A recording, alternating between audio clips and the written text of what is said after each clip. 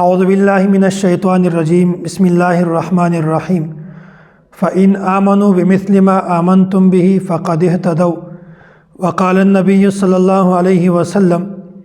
اللهم اجعله هاديا مهديا واهد به 22 رجب صحابی رسول کاتب وحی امیر المؤمنین سیدنا معاویه رضی الله تعالی عنه د شهادت ورځ ده. دغه متعلق څو خبرې درته بیانوم. حضرت امیر معاویه رضی الله تعالی عنه د هغه خوش نصیبه انسانو چې د رسول الله صلی الله علیه وسلم یو جلیل القدر صحابي او پرشتہ کې د رسول الله صلی الله علیه وسلم برادر نسبتی او حضرت معاویه رضی الله تعالی عنه هغه خوش نصیبه انسان ده چې د ډیره وخت پورې د حکمرانی کړې ده. حضرت امیر معاویه رضی الله تعالی عنه هغه خوش نصیبه انسان ده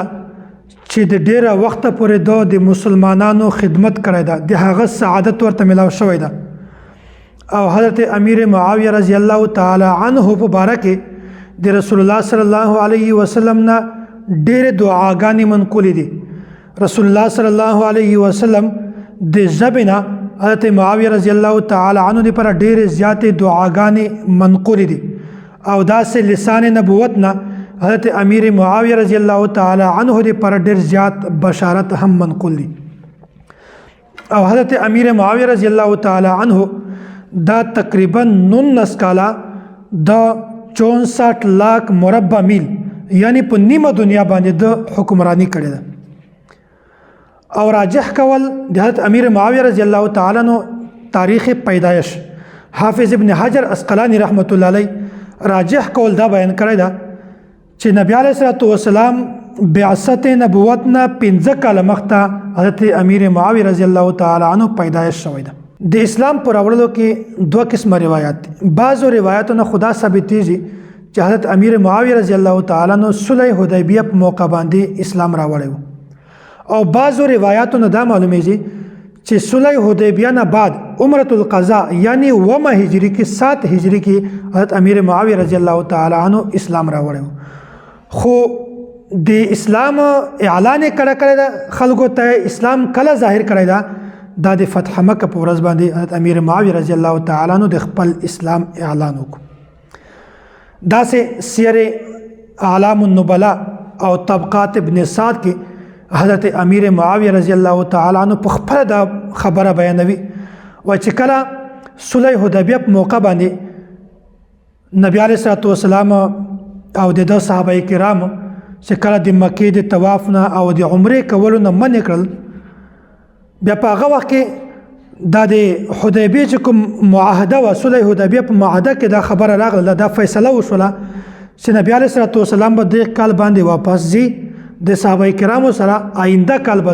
د خپل عمره قضایی کوي. حضرت امیر معاویه رضی الله تعالی عنہ دا فرمایي وایي چې په هغه وخت کې د ما په زړه کې اسلام داخل شوی و چې کله وایي ما دا خبره خپل مور ته وکړه، حضرت هند رضی الله تعالی عنها ته، بیا زه مور منع کړم چې پلار ته حضرت ابو سفیان ته دا خبره کله هم مکوه. نو وای کله چې نبی علیه الصلوۃ والسلام د صلح حدیبیه نه واپس روان شول، هجرت وکړو، وای په یغه وخت کې ما د الله تعالی په ذات باندې قسم چې ما د رسول الله صلی الله علیه وسلم رسالت تصدیق کړو. آینده کال چې کله نبی علیه الصلوۃ والسلام عمره القضاء په موقع باندې د خپل صحابه کرامو سره واپس راغل د عمره کولو لپاره، په هغه وخت کې ما اسلام راوړی او د ما پلار ته هم د ما د اسلام علم،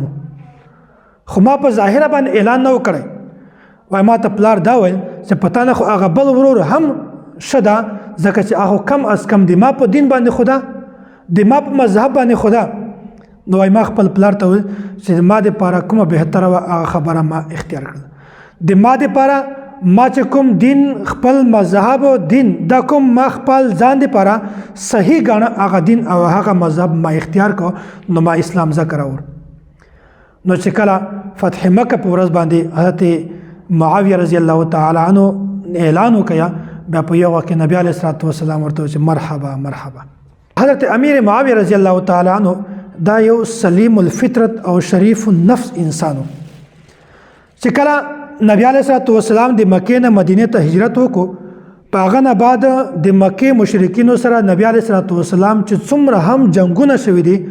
په هغو جنگو کې حضرت امیر معاویه رضی الله تعالی عنہ د دغو مشرکینو سره د اسلام او د پیغمبر اسلام خلاف جنگ ته کله هم نه دراوتلی. نو اسلام نه مخکې هم دا په تاریخ کې دا خبره واضحه ده چې